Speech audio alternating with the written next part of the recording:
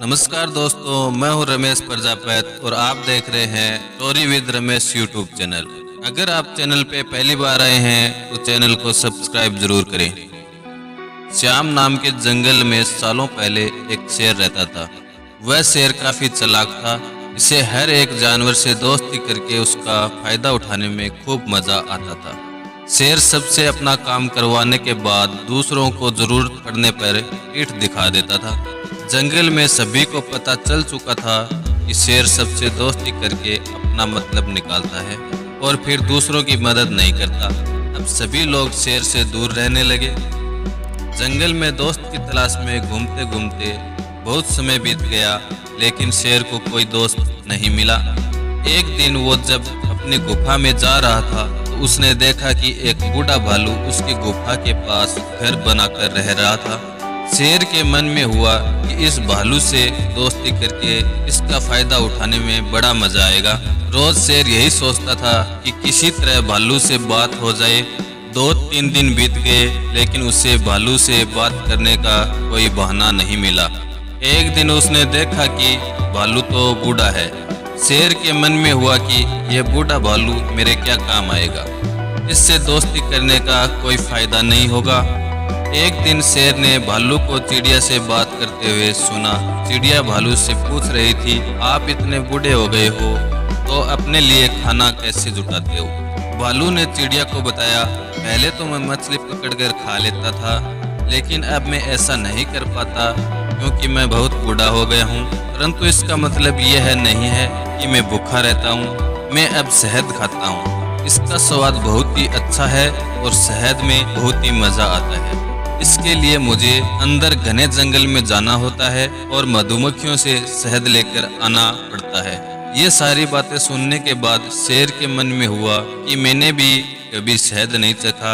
अब इस भालू से दोस्ती करके मैं भी शहद का स्वाद चख सकता हूँ। इसी सोच के साथ शेर ने एक योजना बनाई। उस योजना के तहत शेर भालू के पास गया और कहने लगा, आपने मुझे पहचाना? आप जब जवान थे तो आपने मुझे एक दिन कुछ मछलियां तालाब से निकाल कर खिलाई थी। आपने मेरी इस तरह बहुत बार मदद की है। मैं हर बार खो जाता था और आपसे ही टकराता था। भालू को कुछ याद नहीं आ रहा था। उसने सोचा कि इतने सालों पुरानी बात है, हो सकता है कि कभी इसकी मैंने मदद की हो। भालू सोच ही रहा था कि तब तक शेर ने कहा, अच्छा तो मैं चलता हूँ, कभी कोई जरूरत हो तो मुझे याद करना। इतना कहकर शेर अपनी गुफा की ओर चला गया। भालू भी अपने घर चला गया, लेकिन उसके दिमाग में शेर की बातें घूम रही थी। उसने सोचा, चलो कोई तो है जिससे मैं बात कर सकता हूँ। अगले दिन शेर ने भालू से बातचीत शुरू की। इस तरह शेर धीरे धीरे भालू से दोस्ती करने लगा। एक दिन शेर ने भालू को अपने घर खाने पर बुलाया। इधर भालू खाने का आमंत्रण मिलने से बड़ा खुश था। उधर शेर ने सोच लिया था कि किसी तरह से वो भालू को रात का खाना नहीं खाने देगा। उसके मन में था कि मैं अपना खाना किसी और को क्यों खाने दूं। मैं एक ही थाली में खाना लगाऊंगा और उसे जल्दी खत्म कर दूंगा। इस तरह से भालू भूखा ही रह जाएगा। रात के समय जब भालू आया तो शेर ने ऐसा ही किया। वो एक थाली में खाना लेकर आया। दोनों साथ में खाना खाने के लिए बैठे। भालू बूढ़ा था तो वो आराम से खाना शुरू करने लगा।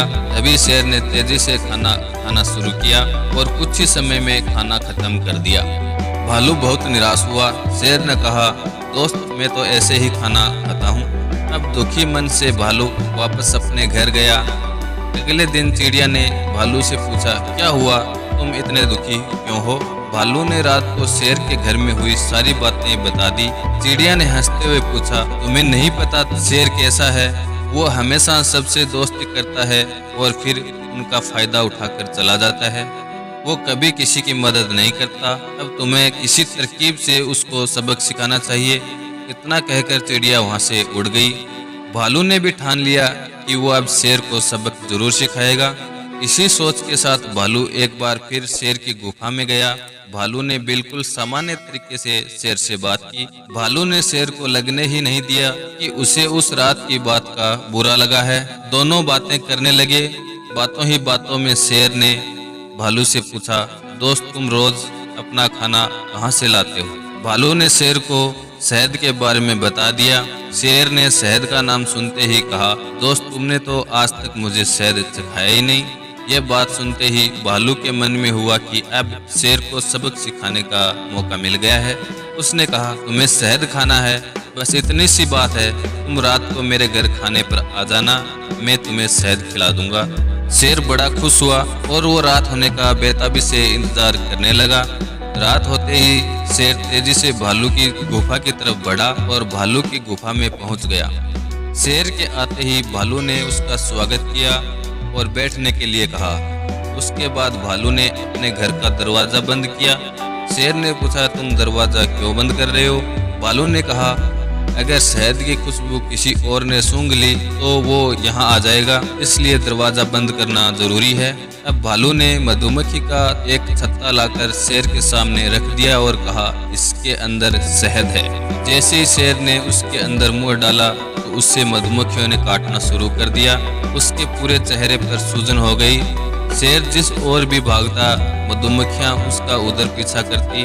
आखिर में शेर ने भालू से पूछा, तुमने मुझे बताया क्यों नहीं कि शहद कैसे खाना है?